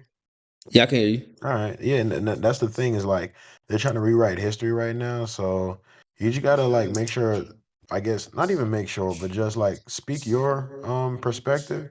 And if we Yeah, have enough people like, getting the word out, eventually the people will win over and not those who are just trying to grift and try to make DEI a negative word. yeah. And this makes me go back to the whole Genshin thing. Like, they have two countries. One of them, Sumeru, it's based off of Middle Eastern cultures. None of the characters reflect that region. Like, reflect their skin color doesn't reflect that region. And the same thing with Notlan. The characters don't reflect Africa. And while I understand that it's a fictional game, these guys will stand here and defend this and say that, hey, it's a fictional game. Why should there be black people in a fictional game? I was like, dude, like that just proving our What? point. Like, you're just proving our point, bro. That's crazy. Like, dog, they can do whatever they want. I can't stop them. But it's still very disingenuous to take African culture and Latin American culture and not have some of the characters reflect that region. That's disingenuous. People just want to be mad about stuff, bro. Mm-hmm. Like some days I wake up, I open Twitter, and before I even look at anything, I have my eyes closed and I go, "What are we mad about today?" And then I open my eyes and just start I'm scrolling. crying. What are we mad about today is nuts. Bro, people just be mad over literally like I can't even tell you these days, man. Like They wake up people, with fresh hatred every single morning. yes sir, Kagurabachi, yes, that's. Kagurabachi. I ain't gonna lie, that's actually the rules that I live with every day. You My gotta wake I up with only have fresh one New hatred. Year's resolution. My year resolution is I want to be a bigger hater the current year than I was the year before. I'm crying. Yes, sir. That Yes, is sir. nuts, bro. How'd you come to that conclusion, man? What was the thought process like before you decided that you want to be the number one hater of 2025? It was when I woke up and realized that every day I start the day with a newfound hatred. Mhm. All right. And this is the last thing that I want to talk about. So I don't this is a spoiler warning for My Hero Academia, because this is the last It chapter. fries Hey, in the bag. before you get started, can we just acknowledge that Ace is the Vegeta of the podcast? Can we just? Oh, gross! No, I want to be. Nah, I mean, let me be Specifically Goku, bro. Let me Majin be Goku. Vegeta. Hey, Nah, let me be Goku, Ace is the bro. Majin Vegeta of the Nah, nah, podcast. That is crazy. how do we come to that conclusion? How do we get Because you that? want to be the biggest hater, and Vegeta, like it's like Goku could do no right in Vegeta's eyes, no matter all the heroics that he pulled off, all of the like, you know what I'm saying? Like Vegeta Mm. only had See, one shining moment when he sacrificed himself, see, I and he think could never be I'm. Goku, But see, unfortunately. I think that I'm more like the main character from Kagurabachi though, because Vegeta just be hating because he's just trash. The main character from Kagurabachi, he just wakes up in newfound hatred just because. That's me. Wait, See, I'm did newfound did hate. you say Vegeta was trash? Yeah, no, Vegeta definitely trash, bro. Oh no, no, Yeah, bro. man, listen. Hey, Bro, Bruh. I must have listen, You misspoke. I listen. said Yeah, you know, you Vegeta, like I bro. got Pandora's yeah, box yeah, saying that, Vegeta, yeah, bro. Bro, I said Vegeta. You yeah, Bro, yeah. Vegeta. Who you realize to date, every time Vegeta gets a transformation, he literally gets waxed once he gets that new transformation. Every single time. Right, but Every I'm single talking time. about like if Vegeta Currently, had like an origin currently, story or also like a currently prelude, in Vegeta's that story, guy. Vegeta currently is in that guy story, before, of Goku course, you and guys start Vegeta comparing him to have an Goku. L. I Would you just say want to what? point out, currently in Dragon Ball Super, Goku and Vegeta have not recovered from the biggest L, which is Goku pulled out with Mastered Ultra Instinct, Vegeta pulled out with Ultra Ego. Frieza Black, one shot at both of them, knocked them out of the transformation, and has not been seen since. So currently, both Goku and Vegeta have an L under the belt after he got a new But transformation, having which an further L doesn't proves my make you point. trash. Like, Yes, no, never bro. that. Okay. Vegeta got, so let's go back. All right. So he just got Ultra Ego. Immediately after his transformation, he gets one shot and now he's been ass, right? Let's go back to fight before that. He got Super Saiyan Blue Evolution, a new blue transformation, right? And guess what? As soon as he unlocked that transformation, he still got Wax and Terminate Power and got kicked out. So guess Ace, what? you're Again, not he was wrong. ass. Nah, and You're, you know you're what? not Do wrong. you But want me to go back to his transformation no, before that? listen, bro. Because you realize I know every you have the transformation evidence he's to got, support your he's claim, got. So but trash unfortunately, is a strong word, bro. When I think about trash, I think about Hercule. no, Because no, no, no. Hercule was undefeated before the tournament. Remember that? And I was like, Whoa. but Hold this up, guy's a hold up, bum. hold But up. his record was No. undefeated. No. Hold on. Hercule is not trash, all right? Yes, he is. Oh my. Hercule's like Dan in Street Fighter. Hercule's not trash because technically he's never actually lost a fight because nobody's actually beat him. If you So, want to be check this out. real, technically Hercule has not lost a fight in Dragon Ball. I figured this. So I actually found this out by Unfortunately. Hercule. Hercule can actually fight. Like he's an Oh actual no, world. he is an actual martial artist. Yeah. Well, unfortunately, like he got famous because he was actually a martial artist. And that, like, by the time he showed up in the Cell Saga, he was actually already famous. Like he was famous, and he showed up because the reason why he was there was because he was actually had all those achievements. Unfortunately, he didn't go through none of the training. Bro. Oh no, he's universe was on the line. Would you rather pick Vegeta or pick Hercule to save your planet? Hercule, because Hercule has. Oh my goodness! Listen, again.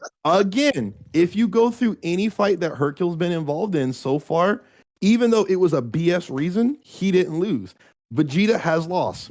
Unfortunately, Hercule has an undefeated record, even though he wins by BS because everybody else actually did the work. However, at the end of the day, on Hercule's record, because when it gets looked at by everybody, it gets looked at as he took the win and everybody else lost. So as far as Dragon Ball lore is actually concerned, Hercule would be the better bet because if you choose Hercule because he doesn't have any powers, his blunder will actually cause something to happen that would cause him to win, even though he doesn't do anything. Same thing with Dan in Street Fighter. Same thing with Dan in Street Fighter. There's absolutely no way. In fact, here's my watch the same Hercule. Here is my homework. The same Vegeta. There's no way, bro. Listen, here's my homework for you. And once you watch this video, come back to the next podcast, and it will blow your mind because this is like it's as much as a joke. Mark it down and remember, Otto. As much as this is a joke that I'm saying, it's an actual real concept. And there's that one channel Death Battles. They usually take two people that are similar. The reason why they put Dan from Street Fighter versus Hercule together, because both Dan and Hercule have the same actual concept. Those are characters. He's kind of a parody character. They were both characters in their respective universes that actually don't have any powers that power system has. However, the power that they actually have a power that's like random luck. And even though they don't have any actual powers, the power they have is they have a random luck of good luck on their side that no matter what happens, it'll cause things to work. Case in point, there's literally a Marvel character, Domino from Deadpool. She literally has a power of her actual power is just luck. She can cause things in her favor to be good luck. So no matter what, so say if she were to go play poker, she would always win because literally her powers, the cosmic powers in the universe, because her mutant power is just literally she makes anything around her go in good luck. So if she was in a car accident, somehow it would work out where she would be unhurt and everybody else would be. So literally, if you go watch that death battle, when they break down both Hercule and Dan, they will basically tell you that both of them in their respective universes don't actually have the power system that they have, but they essentially have their own power, which is they just are like a parody character that they don't have any actual powers, but they just are there as a cause and effect to make something happen and then be the person that like takes it. So by that concept, granted, yes, Vegeta physically could beat, because what's going to happen is even if Hercule is the one that takes the credit, he doesn't actually do anything. Anytime Hercule has his perfect record, he's never actually beaten anybody since the Cell Saga, since he showed up. He doesn't actually beat anybody. But by him being there, he just bees there and causes things to happen, and everybody else does the work, but he will get the credit at the end of the day. So if Hercule goes, and because every time what the humans are going to think is a Hercule one. You realize no human thinks that Goku beat Majin Buu. They literally think Hercule did it. No human thinks that Trunks or Gohan beat Cell. They literally think that Hercule was the one that did it. So what's going to happen is if they say, okay, we're going to send Hercule out there, he's going to go out there, talk a big game, and be scared, and then literally something random is going to happen, and just a whole bunch of events are going to unfold, and then it'll end up happening where he ends up winning, or the Z fighters will win. But when the dust settles, somehow Hercule will be the only one there, so he'll show up as a winner. Versus you'll send Vegeta. Granted, Vegeta's going to get waxed for sure, like he did in the future, the fucking Cell saga, the future Android arc, or the future Trunks arcs, the Goku Black arc. He got waxed every single time. And granted, yes, him and Goku got new transformations. They fused. They did stuff in every single arc together. But at the end of the day, what's going to end up happening is Vegeta doesn't even be the one most of the time to even fix the issue. It's always Goku. So yes, by that logic, yes, Vegeta technically wins, but in reality, if you were to send Hercule, because in the series, Hercule has a perfect record because he has a ability of luck that would cause random things to get him to win. Theoretically, if you send Hercule, you'll have a better chance of the Earth survival, even though he won't absolutely do anything. And thank you for coming to my TED Talk. Okay. Now go watch the video. Now I'm telling you, go watch that video about the death battle between Dan from Street Fighter and Hercule. And when you watch that video and you come back, you're gonna be like, I hate you because that shit makes no sense. And it's stupid. And it honestly doesn't. Like I'm not telling you this because I'm a fan. I like it. I'm just telling you this is actually how this works in the universe that I'm telling you about. I didn't make this. I don't make Dragon Shout Ball. out to Death Battle, man. Actually, no. Shout out to Akira Toriyama because he Death Battle ain't make Dragon Ball. He didn't make Hercule. R.I.P. to the GOAT, man. Yes, sir. And shout out to whoever made a Street Fighter. I don't know. I can't shout you out if I don't know you, but yeah. Shout out to Capcom. Yes, sir.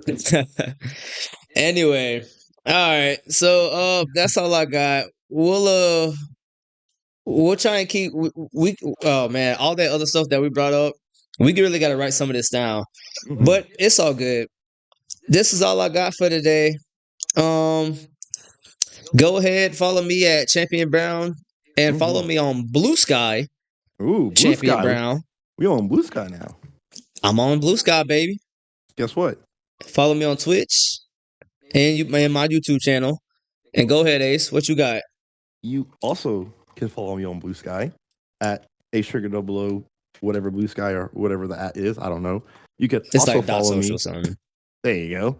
You can also follow me on Twitter and Instagram and TikTok at ACeTrigger00. And also, I do have this should be a conversation for the time. I have a manga-inspired series that I'm working on, Project Genro. You can also follow. I have an Instagram, TikTok, and what do you call that thing? Pinterest. Under Project Genro. You can also follow that. You can see the updates for my story, pictures, videos up there. And YouTube and Twitch. I will be actually starting to stream some Marvel's Rivals, so be out there for that. Yeah, I'll be joining you to play Marvel Rivals. Wait, are you playing it on your PS5? Of course. Okay. Yeah. All right. I'm gonna have to configure out this capture card because I have no idea how to get the That's crazy. PS5 audio. Homie's not gonna shout himself out. His socials crazy. Man, as soon as I figure out what Blue Sky is, I'm gonna get on that because these guys did not let me know anything about how blue the sky was. So I'm still trying to catch up. So please bear with me, y'all. Yeah. As I work on my social media accounts because there's a new platform every time you turn around. So yes, sir. I downloaded Discord, I downloaded Riverside, and I'm downloading Blue Sky. Riverside, is that some California all over stuff? the internet, y'all. That was the thing we used to make our podcast. Oh, but we decided but once I got my capture card and my OBS, and I decided to just start doing the podcast this way. Excuse me. This is more efficient, it seems. I like it. Yeah. I wasn't around for the what was before, but yeah.